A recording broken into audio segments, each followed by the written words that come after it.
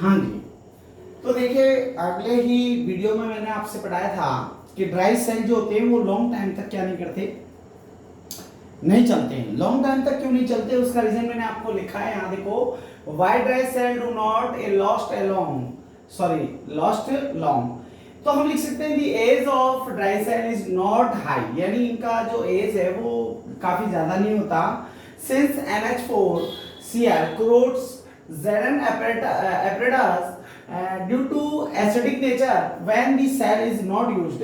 तो मैंने आपको पहले ही बताया था कि जो इसका जो आपको एक एपरेटस बना के एक जो बनाया जाता है जड़न का सेल के चारों ओर, आपने देखा होगा कि उसके चारों ओर एक फॉइल्स लगी होती है, वो जड़न की बनी होती है। और उसके साथ ही उसके नीचे आपने देखा होगा कि NH4Cl लगा होता है, और NH4Cl किस नेचर का होता है, एसिडिक नेचर का होता है। तो इसलिए ये सेल जो होता है वो लंबे प्रोसेस में नहीं चल पाता, ठीक है ना। ये बात मैं आपको पहले ही बता चुका था। अब इसके बाद हम चलते हैं मरकरी सेल। हमारा जो सेकंड अगर प्राइमरी सेल की बात आती है तो सेकंड प्राइमरी सेल में हमारा आता है मरकरी सेल। कौन सा आता है साहब, mercury cell, mercury cell, mercury हाँ सेल। अब देखो फर्स्ट टाइम मर्क्यूरी सेल होता है, क्या आपको मैंने बता दिया था, ये बहुत ही लिटिल अमाउंट में जो आपको अगर वोल्टेज चाहिए, बहुत ही लिटिल अमाउंट में जो वोल्टेज होता है उसको क्या करता है, जनरेट करता है। तो हम मर्करी सेल का यूज वहीं होता है।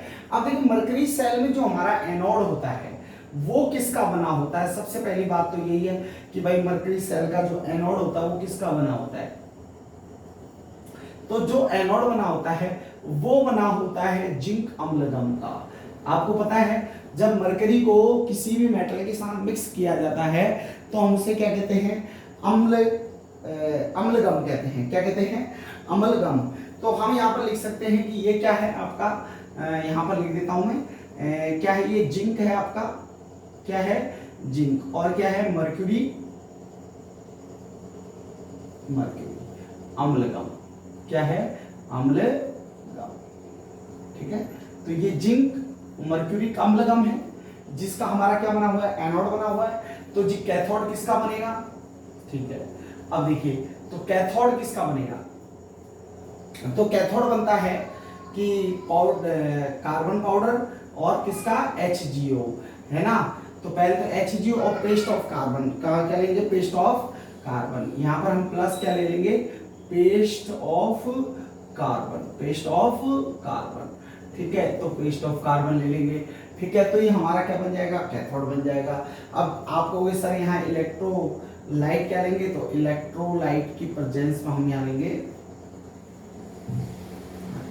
इलेक्ट्रोलाइट क्या लेंगे, तो देखिए इलेक्ट्रोलाइट हम लेंगे यहाँ पर KOH, क्या लेंगे, KOH एंड ZNO ले सकते हो, है ना। तो यानी कोई भी मतलब आप बेस कंपाउंड ले सकते हो, है ना, या बेस ले सकते हो।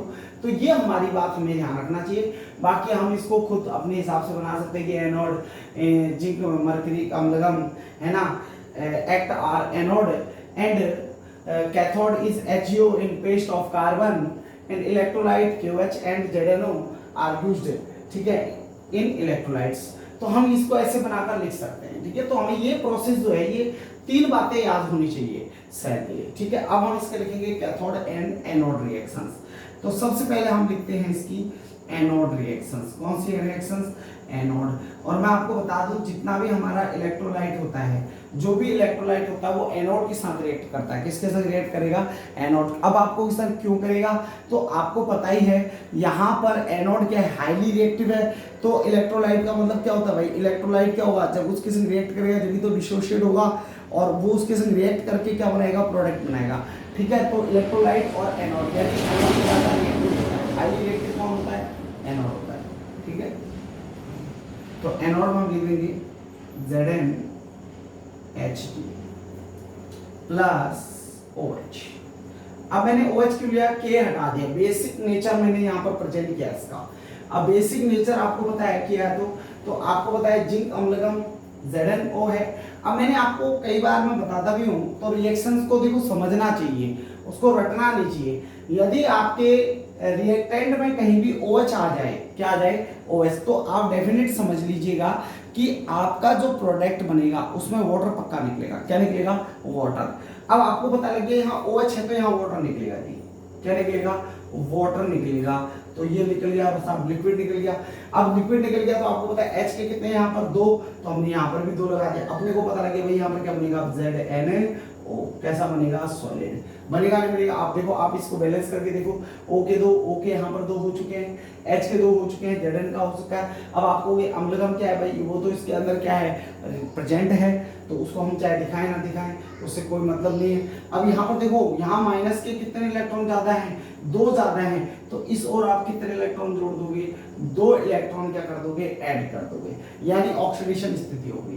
अब आप करोगे कैथोड। अब क्या लिखोगे आप, कैथोड। अब देखिए, आपको पता है कैथोड पर आपने क्या लिया था, HGO लिया था। HGO लिया तो देखिए जो आपका यहाँ पर H2O बना है उसी को यहाँ रिएक्ट कीजिएगा। अब देखो H2O जो रिएक्ट करेंगे, जो प्रोडक्ट में वो यहाँ H2O रिएक्ट करेगा। अब मैंने क्या कहा था, जब भी आपको H2O यहाँ रिएक्टेंट में दिखे तो OH बनेगा, OH दिखे तो H2O बनेगा, H2O दिखे तो OH बनेगा। तो यहाँ पर क्या बन जाएगा, OH बन जाएगा। आपको पता है 2OH बनेगा क्योंकि हाइड्रोजन के कितने हैं, 2। अब ऑक्सीजन के हमने 2 ले लिए। अब यहाँ पर क्या बन गया, ओनली Hg। अब देखो रिड्यूसिंग हुआ नहीं हुआ, Hg में से ऑक्सीजन रिलीज हो गया। हम हमेशा पढ़ते हैं कि रिड्यूसिंग जो आपके रिड्यूस होता है, तो रिड्यूस में होता क्या है कि भाई ऑक्सीजन लेस हो जाती है। तो यहाँ पे देखो ऑक्सीजन लेस होगी तो Hg बचा। अब देखिए यहाँ पर कितने इलेक्ट्रॉन ज्यादा है, 2 इलेक्ट्रॉन ज्यादा है, तो हम यहाँ भी 2 इलेक्ट्रॉन कर देंगे, ठीक है। अब देखो ये 2 इलेक्ट्रॉनों का क्या हो रहा है, एक दूसरे में भाई एनोड को अपने रिलीज कर रहा है और ये क्या कर रहा है, उसको एक्सेप्ट कर रहा है। तो कंप्लीट जो रिएक्शंस हम लिखेंगे उसमें हम इलेक्ट्रॉन नहीं लिखते। हाँ, इलेक्ट्रॉन को बैलेंस करना जरूरी है, आपकी जो रिएक्शंस है इसको बैलेंस करना जरूरी है, लेकिन हमें इलेक्ट्रॉन वहां पर नहीं लिखने हैं, ठीक है। तो हमारा जो कट रहा है उसको भी काट दीजिए। देखिए जैसे आपको पता है ये अपोजिट साइड में है तो ये क्रॉस हो जाएंगे, यहाँ पर भी अपोजिट साइड में है तो ये क्रॉस हो जाएंगे। अब देखो इलेक्ट्रॉन मैंने कहा था आपको कि ये तो एक दूसरे में एक्सेप्ट हो जाते हैं, ठीक है, या आपके रिलीज होते हैं। तो यहाँ बचेगा आपका Hg, ठीक है, यहाँ बच गया आपका HGO, यानी एरो के पीछे वाले आपके सब क्या है, रिएक्टेंट है, और एरो के इधर वाले सब क्या है, आपके प्रोडक्ट हैं। तो यहाँ पर भी S आ गया, यहाँ पर भी S आ जाएगा, ठीक है, और यहाँ पर आपका S आ जाएगा, प्लस यहाँ पर आ जाएगा आपका Hg। और मरकरी लिक्विड फेज में होती है, ये बात आपको पता होगी, किस फेज में होती है, लिक्विड फेज में। इतनी बात आपकी समझ में आ गई होगी, हाँ जी, इतनी बात समझ में आ गई। अब देखो कंप्लीट हुआ, ये हमारा प्राइमरी सेल क्या हो गया, कंप्लीट हो गया। अब हम चलेंगे सेकेंडरी सेल के लिए। किसके लिए चलेंगे, सेकेंडरी सेल के लिए। अब देखो सेकेंडरी बैटरी क्या कहती है, मैंने आपको बताया था सेकेंडरी बैटरी जो होती है वो चार्जिंग एंड डिस्चार्जिंग दोनों प्रोसेस करती है, यानी अपोजिट प्रोसेस से होकर गुजरती है, ठीक है। तो हम यहाँ पर सेकेंडरी बैटरी के बारे में पढ़ेंगे। तो सेकेंडरी बैटरी अपनी होती कौन कौन सी, और सेकेंडरी बैटरी का काम क्या होता है, क्यों यूज में ली जाती है। अब आपको पता है भाई चार्ज एंड डिस्चार्ज होती है तो इसका मतलब अच्छा यूज होता है। जैसे आपने देखा होगा अपने घरों में इन्वर्टर की बैटरी है ना, जैसे एक्सल बैटरी है, ल्यूमिनस की बैटरी है, ठीक है। तो ये बैटरियां जो आती हैं ये सेकेंडरी बैटरी होती हैं। कौन सी बैटरी होती है, सेकेंडरी बैटरी, ठीक है, जो हम चार्ज इन्वर्टर के लिए यूज करते हैं। तो सेकेंडरी जो बैटरी है उसमें सेकेंडरी बैटरी क्यों यूज की जाती है और क्या इसका यूजेस है, तो हम वो पहले जानेंगे। तो मैंने आपको कहा था जो सेकेंडरी बैटरी होती है वो क्या हो सकती है कि एक बार अगर वो डिस्चार्ज हो जाए तो उसे हम दोबारा से चार्ज कर सकते हैं, यानी इसमें अपोजिट प्रोसेस चल सकता है। कौन सा प्रोसेस चल सकता है, अपोजिट प्रोसेस चल सकता है। तो हम लिख सकते हैं ए सेकेंडरी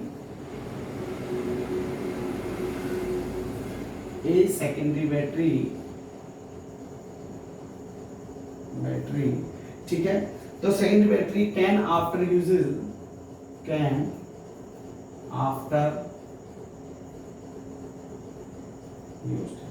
ठीक है, क्या करने के बाद, यूज करने के बाद में use can be recharge, can be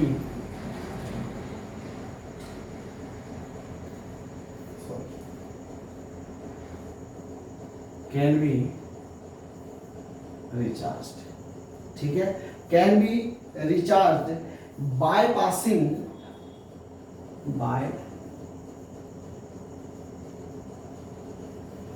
passing, ठीक है। यानी रिचार्ज करने के बाद वो क्या पास करेगी, करंट थ्रो करेगी। क्या करेगी, करंट पास करती है।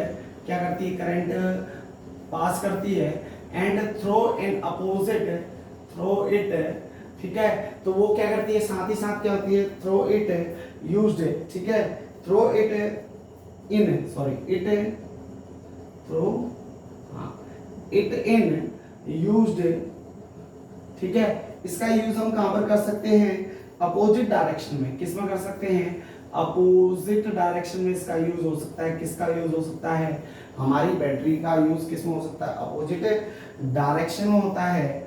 अपोजिट डायरेक्शन, अपोजिट डायरेक्शन में हो सकता है। और अपोजिट डायरेक्शन में अगर हम करेंगे तो सो दैट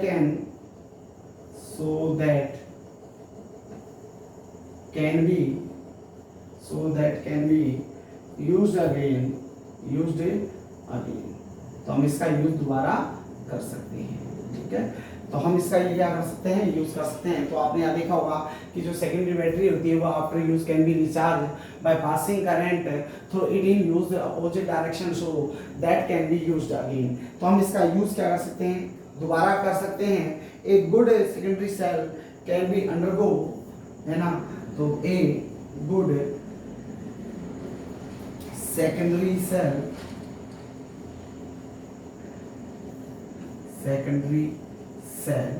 है ना, कैन बी अंडरगो,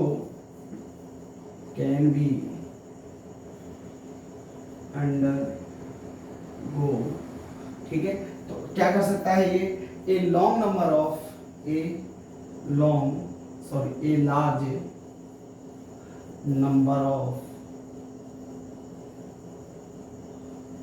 अमाउंट भी कह सकते हैं, large number of discharging and charging,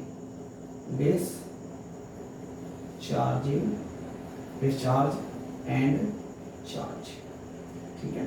यानी ये चार्ज भी हो सकता है और डिस्चार्ज भी हो सकता है, ठीक है। तो ये हमारी सेकेंडरी बैटरी के लिए क्या होगी, सेकेंडरी बैटरी का हमें पता लग गया कि भाई जो सेकेंडरी बैटरी है उसका यूज करने के बाद हम उसे रिचार्ज कर सकते हैं, बाय पासिंग करंट करा सकते हैं through it used opposite direction में। हम उसका यूज करने के बाद उसे अपोजिट डायरेक्शन में क्या कर सकते हैं, मूव कर सकते हैं, दोबारा से उसको यूज कर सकते हैं। कैन बी यूज्ड अगेन, उसका दोबारा यूज हो सकता है। A good secondary cell can be undergoes in large number of discharge and charge, यानी कि अगर एक अच्छा सेकेंडरी सेल हमारे पास है तो हम उसे कई बार क्या कर सकते हैं, चार्ज कर सकते हैं और कई बार वह डिस्चार्ज हो सकती है।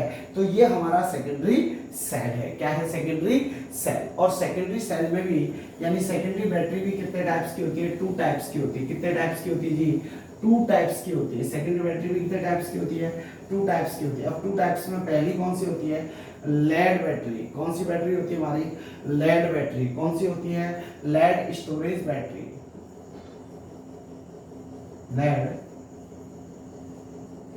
Lead storage battery.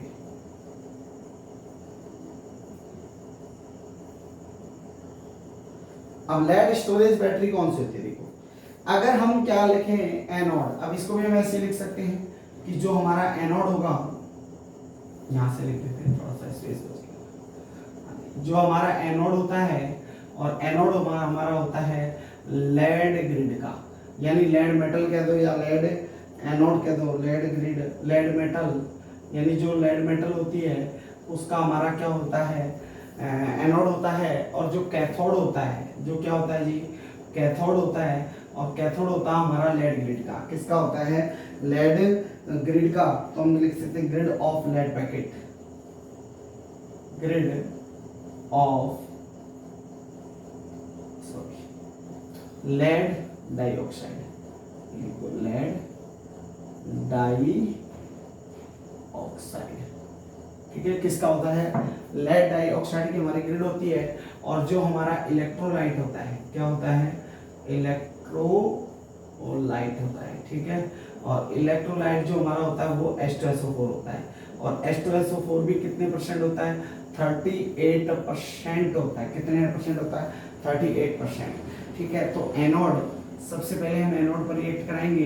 तो आपको पता है एनोड पर हमारा क्या होगा, लेड होगा, Pb होगा।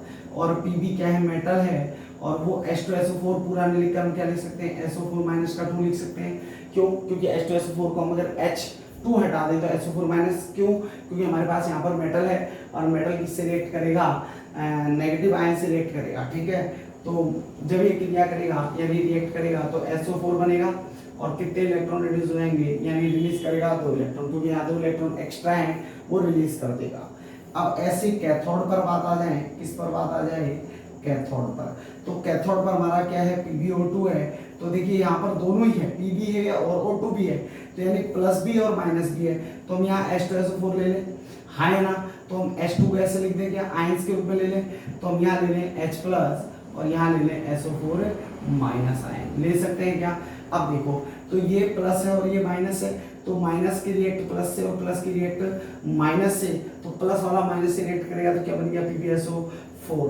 अब आपको पता है HO से रिएक्ट करेगा तो क्या बन जाएगा, H2O, क्या बन जाएगा, H2O। अब O के कितने यहाँ पर 2 है तो यहाँ पर डबल होगा, तो हम यहाँ भी क्या कर देंगे, 2 कर देंगे। अब बताओ कितने इलेक्ट्रॉन ज्यादा है यहाँ पर। अब देखो इसको हटा दीजिए, प्लस माइनस की रिएक्शंस को, ठीक है, ये लो साहब, ये हटा दिया, तो प्लस माइनस की रिएक्शंस को हटा दिया।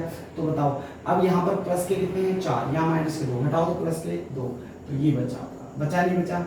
अब देखो जी इसमें आपको जो चीज जुड़ रही है, यानी ये डिस्चार्जिंग रिएक्शंस आती है, कौन सी आती है, डिस्चार्ज, जो आपकी बनकर आएगी वो कौन सी रिएक्शंस होगी, डिस्चार्ज रिएक्शंस होगी। डिस्चार्ज रिएक्शन में आप क्या लिखोगे, PbS प्लस PbO2S, है ना, और प्लस अब इन दोनों को जोड़ दोगे तो देखो यहाँ SO4 के 2 और इसके भी 2, तो 2SO4, ठीक है, यहाँ पर बन जाएगा 2 PbSO4 और प्लस में क्या बन जाएगा 2H2O। यस या नो, ये बन गया आपकी डिस्चार्ज रिएक्शंस। अगर आपको इसी को चार्जिंग रिएक्शंस बनाना है, क्या बनाना है, चार्जिंग रिएक्शंस, इसको कर दीजिए डिस्चार्जिंग रिएक्शंस, ठीक है। अब चार्जिंग रिएक्शंस आप उल्टा लिख दो, PbSO4 मैंने कहा था ना अपोजिट चलेगा, ऊपर लिखा हुआ है मैंने अपोजिट चलेगा, ठीक है, तो अपोजिट चलेगा तो आपको पता है अपोजिट यही होगा, Pb और यहाँ हो जाएगा S, ये हो जाएगा PbO2, ये हो जाएगा S प्लस क्या हो जाएगा 2SO4, ठीक है। ये हमारी कौन सी रिएक्शन हो जाएगी, चार्जिंग रिएक्शन हो जाएगी। कंप्लीट हुआ, तो आपका आज लेड स्टोरेज जो बैटरी है वो कंप्लीट करा दी गई है।